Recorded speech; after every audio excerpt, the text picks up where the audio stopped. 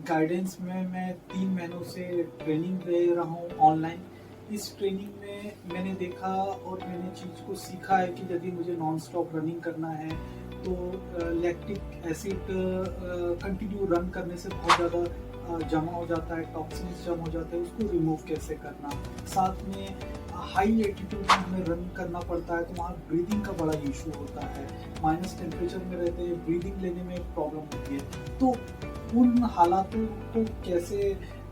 समझदारी से गुजरना, उनको पार कैसे करना, इस थेरेपी के माध्यम से मैंने सीखा है। अब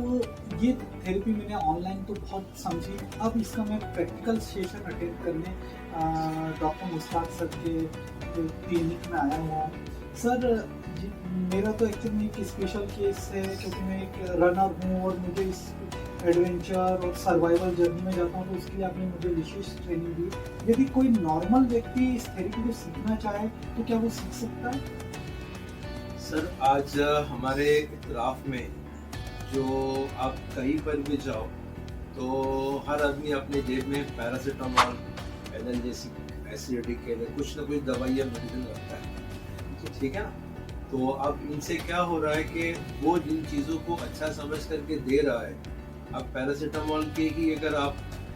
साइड इफेक्ट्स गूगल करेंगे तो आपको पता चलेगा कि वो मैं तो अच्छा समझ के खा रहा था, इसमें भी नुकसान है। तो इस तरीके से क्यों ना हम ये कपिल थेरेपी को, ये एक ऐसी थेरेपी अगर इसको हम सही तरीके से सीखते हैं और सही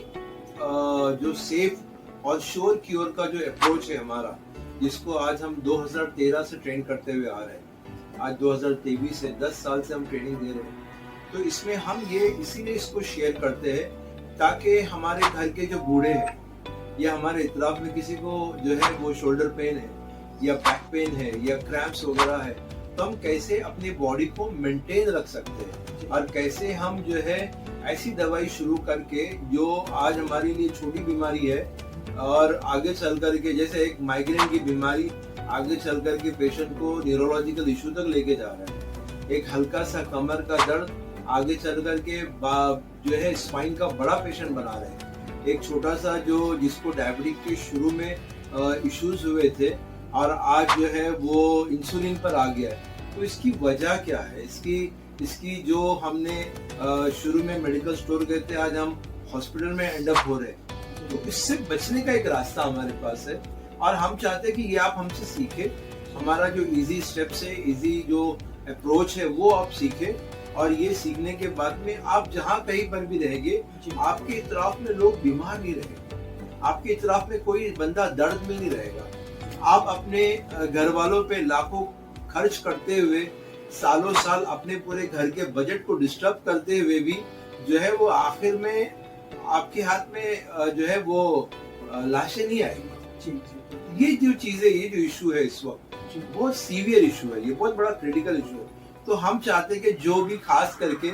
12th साइंस के जिनका जो कुछ भी मेडिकल बैकग्राउंड है, तो वो हर कोई इस थेरेपी को जरूर समझे, इसके करीब आए, इसकी मिसअंडरस्टैंडिंग्स को क्लियर कर ले। जैसे आप स्पोर्ट्स में हैं और आपके पास तो बहुत सारे दूसरे ऑप्शंस थे, लेकिन आपने जैसे कल आप जब आए थे तो कल आपने देखा कि वो बंदा जिसकी ब्रीथिंग अनईजी थी, हार्ट के उसको इश्यूज थे, हमने कितनी आसानी से ट्रीटमेंट किया और ट्रीटमेंट के बाद में उसने जो अपने बारे में जो बताया, उसको जो फर्क आया, उसके चेहरे पे जो खुशी थी, जो कॉन्फिडेंस था, उसको जो उम्मीद जाग गई थी, जो 3 महीने से परेशान था, तो ये जो इंस्टेंट जो मजा मिलता है, और हमने कोई दवाई नहीं खिलाई,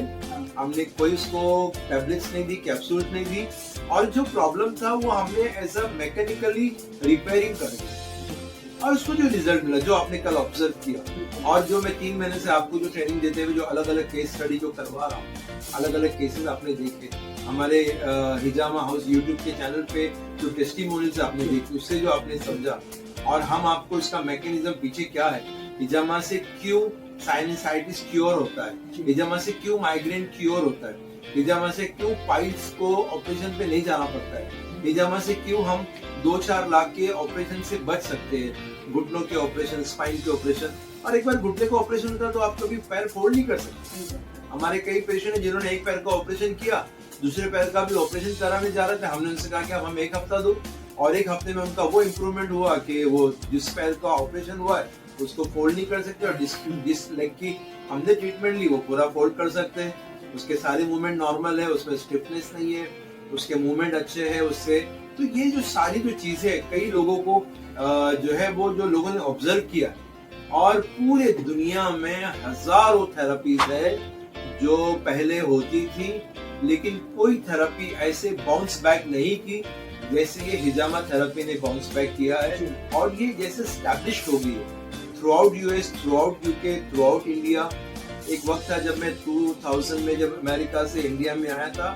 तो यहाँ पर कोई हिजामा करने वाला नहीं मिला मुझे, ना कोई मेडिकल कॉलेज में, ना कोई आयुर्वेद में, रक्तमोक्ष है, यूनानी के कोई ऐसे डॉक्टर नहीं मिले कि जिसने हमें कहा कि हमारे ये प्रोफेसर हमने हिजामा सीखा है और वो क्लिनिकली हिजामा से इलाज करते हैं। ऐसा कोई हमें डॉक्टर नहीं मिला यूनानी में। लेकिन उसके बाद में जब हमने ट्रीटमेंट करना शुरू किया और हमारे डॉक्टर ओंड्रे और डॉक्टर यहाँ के बॉम्बे के टॉप डॉक्टर्स के पेशेंट्स का जब इलाज होना शुरू हुआ और ये थेरेपी जैसे फेमस होना शुरू हो गई, और उसके बाद में आज तो ऐसा है कि हिजामा ऐसा है कि सब लोग जानते हैं इसको, और बाद में इंटरनेशनल जब इसको जब कई सारे मॉडल्स ने भी जब करवाया, सेलिब्रिटीज ने कराया, कई ओलंपिक प्लेयर्स ने करवाया, और एशियन ओलंपिक से पहले स्पोर्ट्स पर्सन इसको कर रहे हैं। ये जो थेरेपी जो है ये पूरी तरह से जो है ये अब जाने वाली नहीं है, ये it is here to stay. मुझे ये बताइए सर, कोई नॉर्मल व्यक्ति या कोई स्पोर्ट्स पर्सन ये थेरेपी सीखना चाहे या मेडिकल स्टूडेंट सीखना चाहे तो कितने ड्यूरेशन के अपने पास कोर्स हैं? हमारे पास कुछ लोग ऐसे चाहते हैं कि भाई हम इस थेरेपी को इस तरह सीखना चाहते हैं कि हम अपने घर वालों का इससे मैनेज कर सके। कुछ लोग ऐसे आते हैं कि सर मैं एक डॉक्टर के पास जॉब कर रहा हूँ और मैं उनको असिस्ट करता हूँ, तो वो चाहते हैं कि मैं ट्रेनिंग लूँ, तो डॉक्टर्स के असिस्टेंट्स आ रहे हैं हमारे पास सीखने के लिए। कुछ लोग जो इसके अंदर प्रोफेशन बनाना चाहते हैं, तो इस तरह के लोग आते हैं। तो हमने इसको जो है कस्टमाइज जो है उसका सिलेबस बनाया हुआ कि कौन बंदा इसके अंदर कितना आगे बढ़ना चाहता है। जो फिजियोथेरेपिस्ट है उनके लिए तो बहुत अच्छी है। लोग सर फिजियोथेरेपिस्ट के लिए होता है ना कि सर अभी ऐसा हो गया ना कि बहुत सारे केसेस में जो डॉक्टर्स चाहे हार्ट के इश्यूज हो, चाहे बिफोर ऑपरेशन या आफ्टर ऑपरेशन, और जो मेडिकेशंस के बाद में उनको फिजियोथेरेपी के पास आते हैं, और जाने के बाद में जब उनको इतना रिजल्ट नहीं आता तो वो भी थक जाते हैं। लेकिन कपिंग थेरेपी जो है ये क्या होता है कि इसमें जो मेन उसूल है, wherever there is a stagnation there will be a pain, so remove the stagnation, remove the pain, remove the stiffness, help to promote circulation, help to promote oxygen in that particular area, rejuvenate that organ। ये सारी चीजें जो होती है और body में जो है ना एंडोर्फिन्स एंड कॉर्टिसोल ये रिलीज हो जाती है, और जो है वो आपका जो थ्रोम्बोसिस जो है ना बॉडी का, ये आपका जो कई सारे हेल्थ इश्यूज जो है आपको अल्टीमेट रिजल्ट मिलते हैं, फौरन रिजल्ट मिलते हैं। देखिए हर कोई सीखे, हर कोई समझे, जो भी ब्लड से जिसको इशू हो तो वो ड्राई कपिंग सीख ले, और जिनको ब्लड वगैरह से कोई इशू नहीं है, उनसे उनको कोई फोबिया नहीं, तो आकर के इस थेरेपी को सीख ले। तो ये हमारे पास हम चाहते हैं कि लोग इस थेरेपी को सीखे समझे। कई लोग आए ट्रेनिंग के लिए आए और उसके बाद में वो खुद तो पर्सनली नहीं कर रहे, लेकिन उनके घर के 10-20 लोगों का उन्होंने इलाज करवाया। किसी का ऑपरेशन कैंसिल हो गया, किसी का 8 साल पुराना माइग्रेन का क्योर हो गया, किसी को जो है डॉक्टर्स के पास जाने के बाद में वो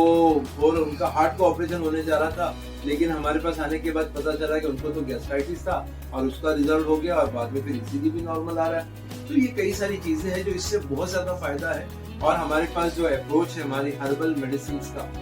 जो हम सेफ मेडिसिन जो दे रहे हैं, जो लीवर पे काम कर रही है, जो पैनक्रियाटिस पे काम कर रही है, और जो है वो ब्लॉकेजेस पे काम कर रही है, और हम जो है